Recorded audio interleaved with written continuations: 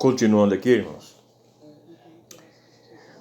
Aquela palavrinha selar significa elevar a voz naquele momento, que é o momento em que você está lendo ou louvando aquele ali, para ficar mais harmonioso aquele canto, você eleva a sua voz. Então, quando você lê o livro de Salmos, num determinado ponto, e você encontrar aquela palavrinha selar, você vai entender que aquilo significa elevação da sua voz. Não é mesmo, irmãos? Quero ler outra coisa aqui que eu tirei aqui, irmão, que diz assim: métodos de louvor. Há várias maneiras de se louvar a Deus. O louvor é algo fundamental na adoração coletiva, prestada pelo povo de Deus.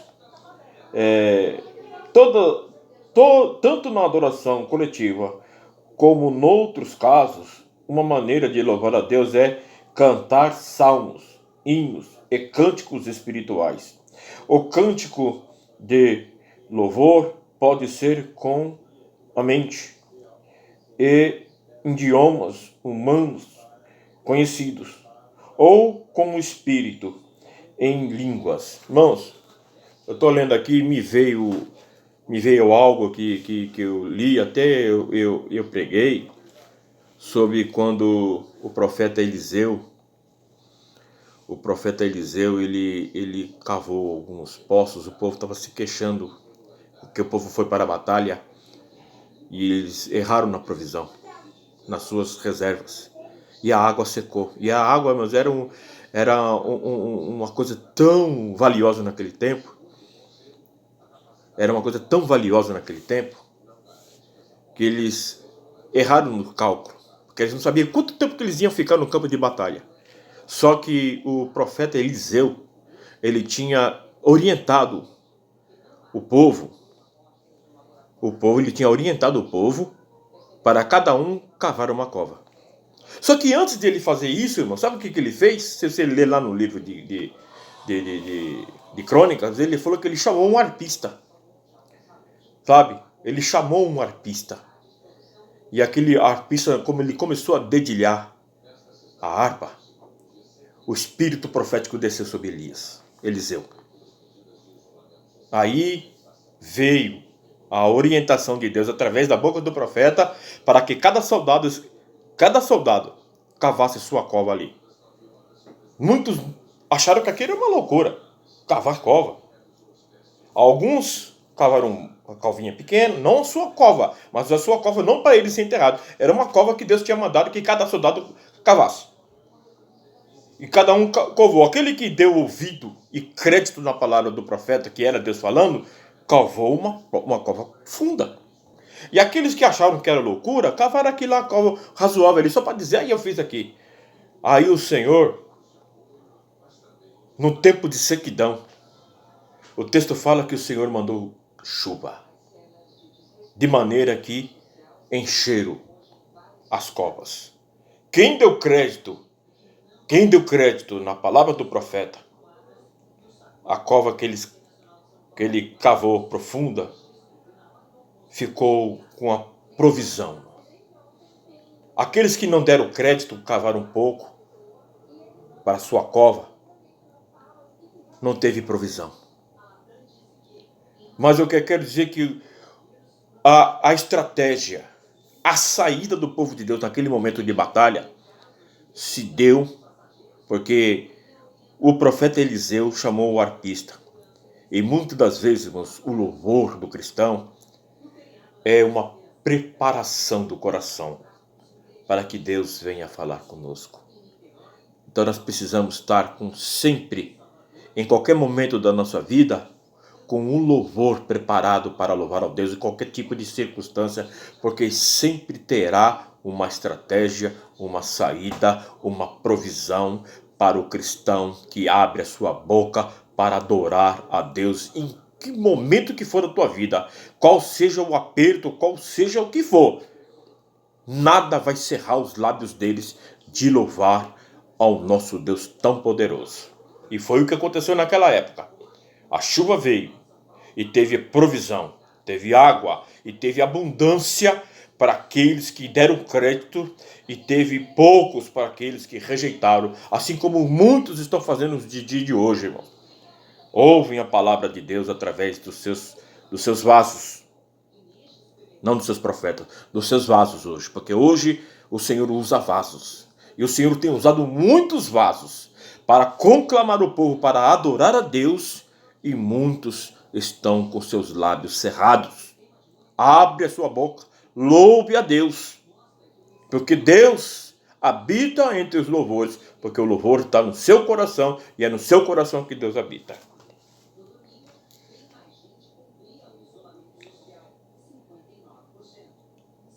Acrósticos 2:2.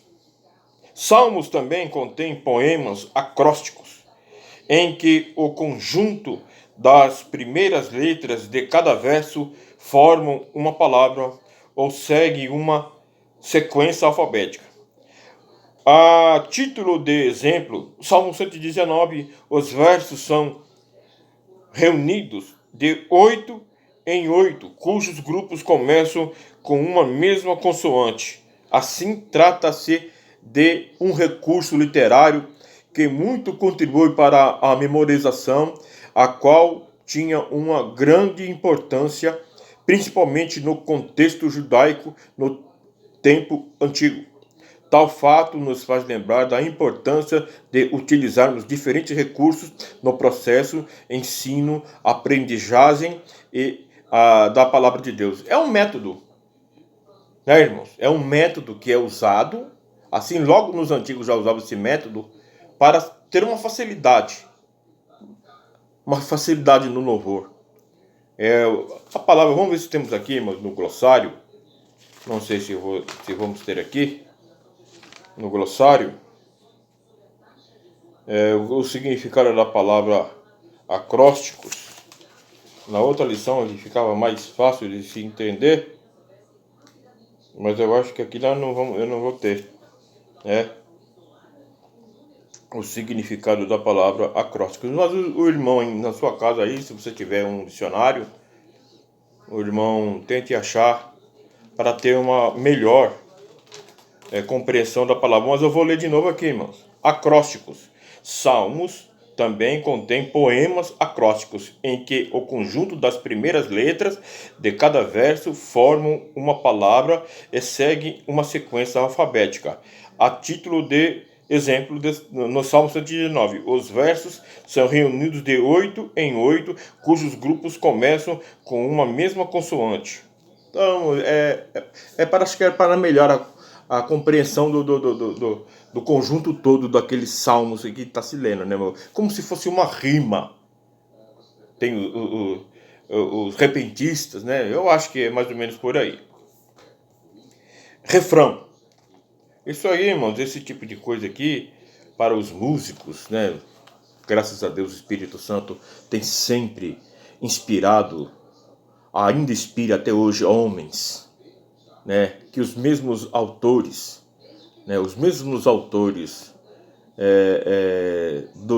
da nossa harpa cristã, né? Eu, pela misericórdia de Deus, e a minha família, que é de Belém do Pará, o meu bisavô, que é o Joaquim Bezerra Cavalcante, né? Ele compilou o hino 22 da harpa, né?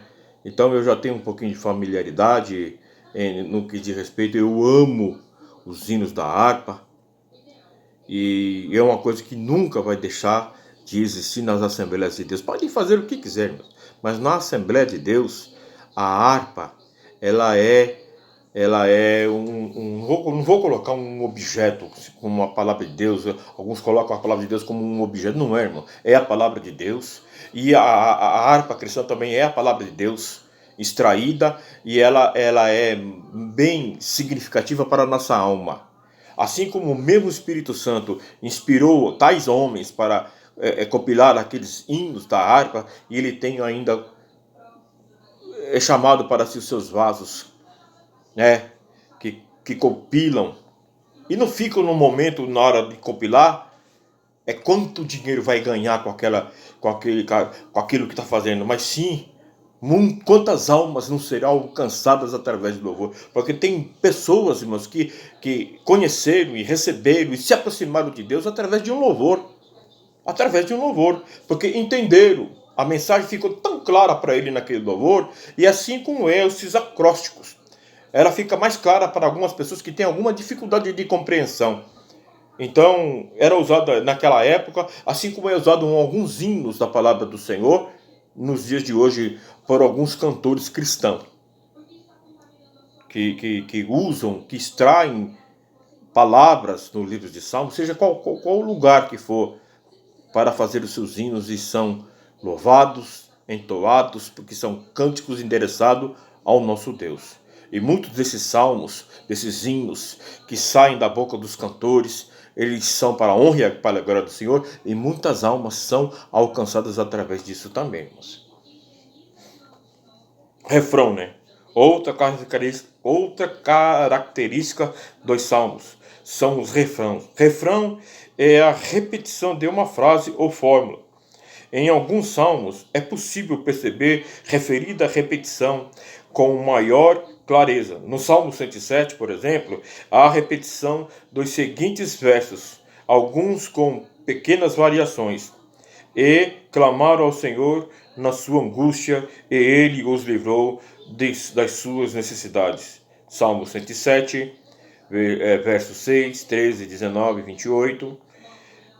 Louvem ao Senhor pela sua bondade e pelas suas maravilhas para com os filhos dos homens. Salmo 107, 8, 15, 21, 31. No primeiro refrão, percebemos claramente o grito por socorro. No segundo, a gratidão e a resposta do Senhor. Olha que o refrão. Louve ao Senhor. Eles louvaram ao Senhor no tempo da angústia. Salmo 107. Estavam angustiados, louvaram ao Senhor. O Senhor concedeu vitória. O Senhor concedeu a ele livramento. Aí vem de novo. Louve ao Senhor pelos seus feitos. Porque tem muitos povos que no momento, muitas pessoas que no momento louvam a Deus, no momento do aperto, no momento da angústia, mas não louvam a Deus depois da sua... Só vivem aquela frase e vai cantar o cântico da vitória, mas não cantam. O cântico da vitória fica depois, se der tempo. Não é isso. O povo cristão, como sempre vou dizer na lição, ou nesse trimestre todinho, o povo cristão, ele louva o Senhor. No momento de angústia, de aperto, aí o Senhor vem dar o livramento. E ele vai novamente louvar o Senhor por gratidão. Porque o povo de Deus, o cristão, ele tem que aprender a ser grato ao Senhor em todos os momentos da sua vida. Não foi isso que Jó disse? Recebestes o bem de Deus com prazer. Agora o mal não queres tu aceitar?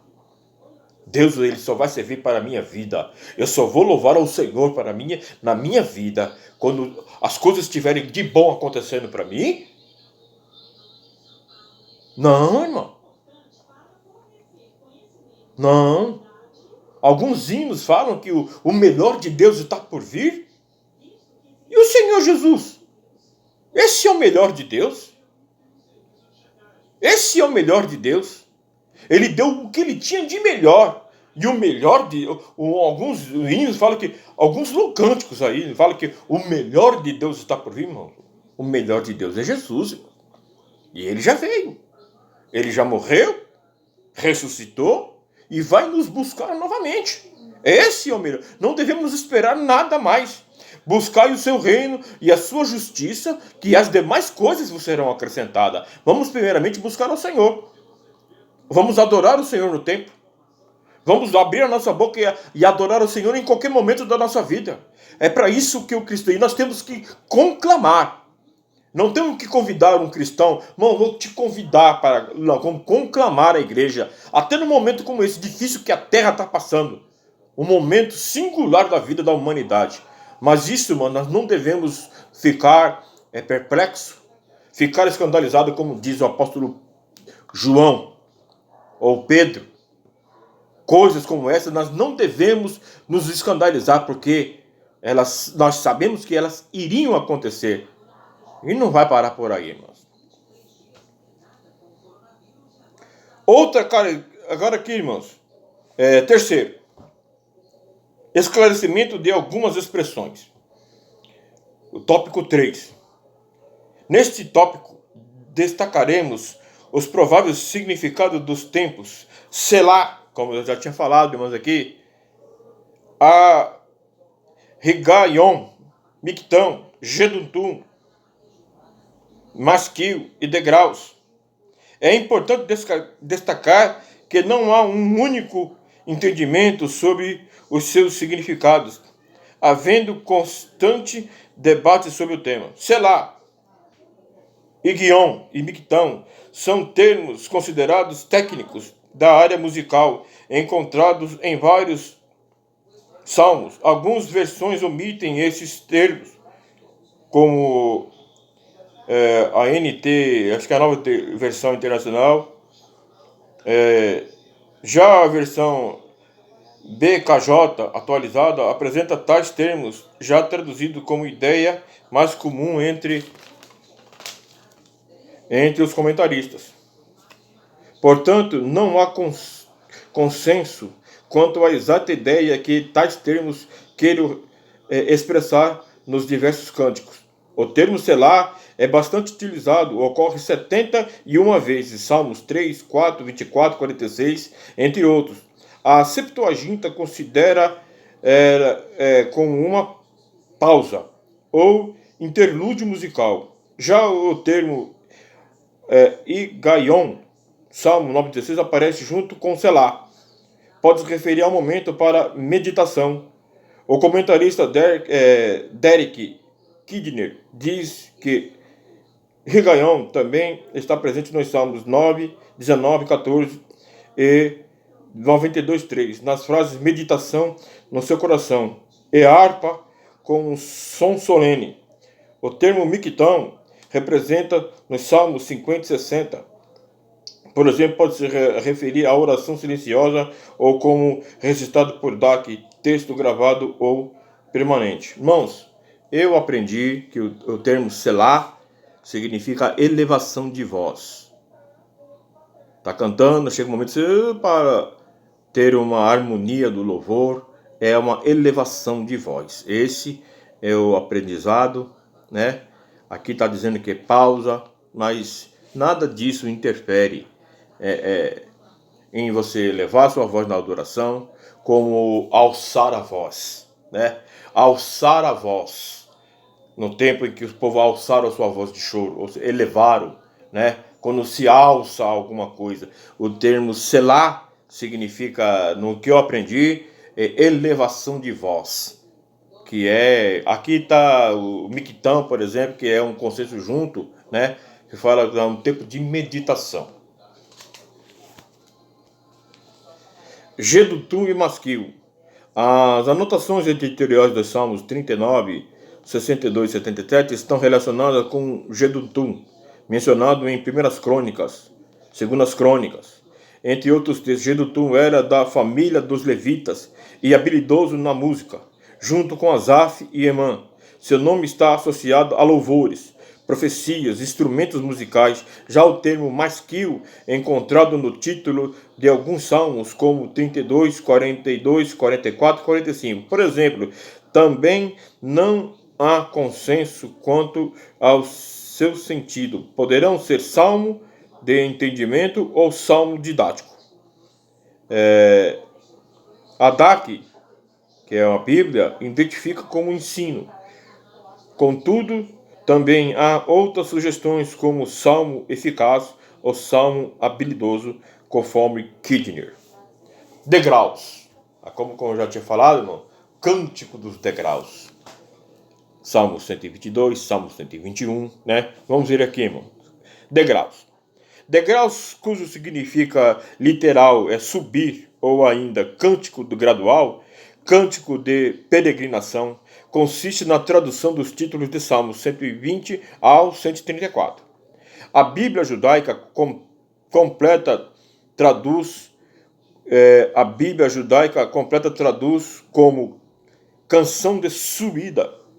Há diversas interpretações para o uso deste título, sendo o mais provável que faz referência aos cânticos entoados pelas peregrinações quando subiam a Jerusalém.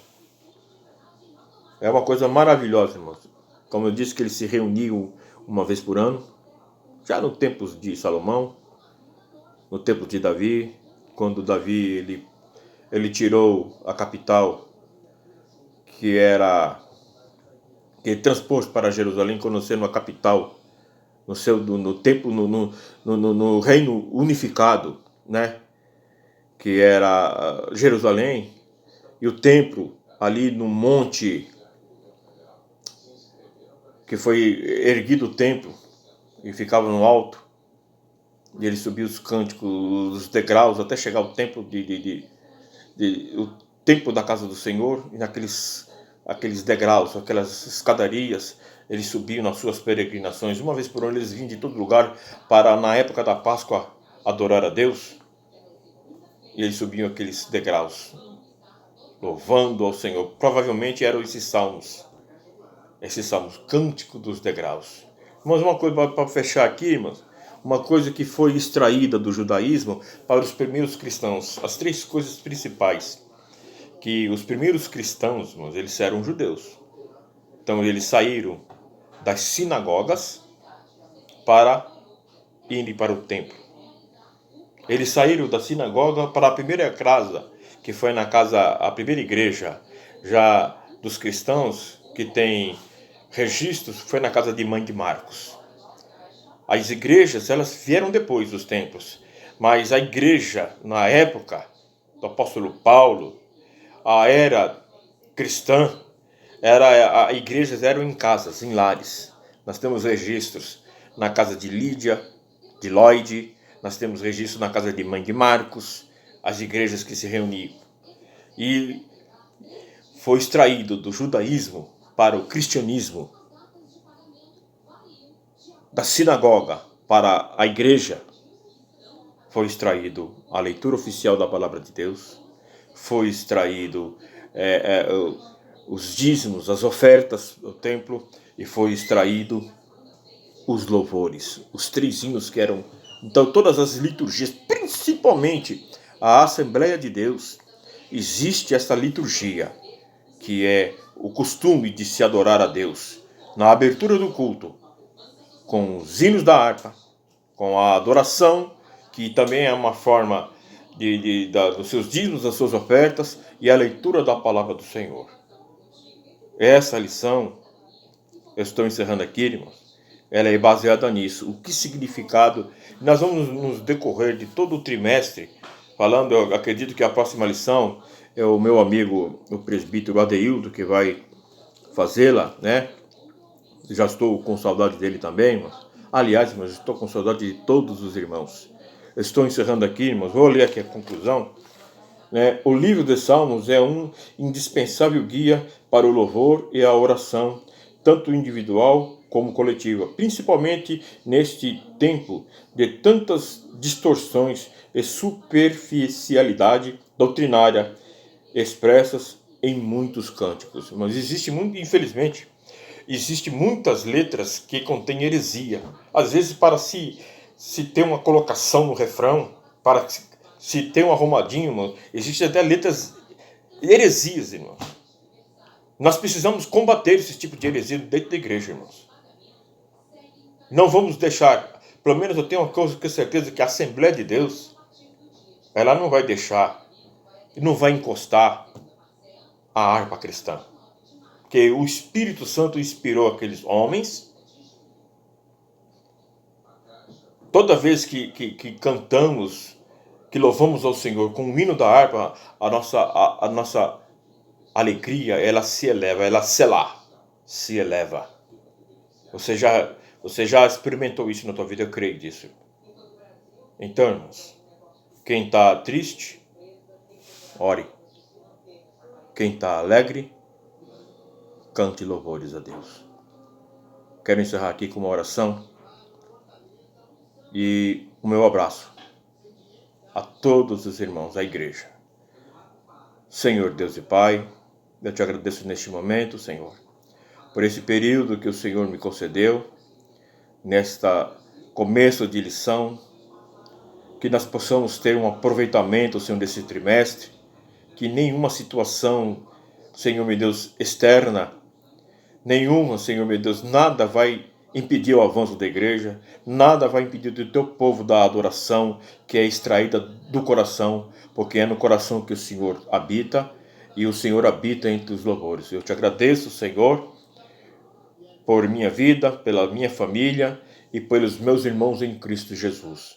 Eu sempre peço, Senhor meu Deus, que o Senhor venha guardando a tua igreja e que o Senhor possa, na sua misericórdia, conceder a cada um de nós que nós possamos nos congregar de novo, Senhor. Unidos, Senhor, guardados, mas no templo, louvando, te adorando e, Senhor meu Deus, numa harmonia, numa comunhão. É o que eu te peço e já te agradeço por tudo, no nome do Senhor Jesus. Fiquem com Deus, irmãos.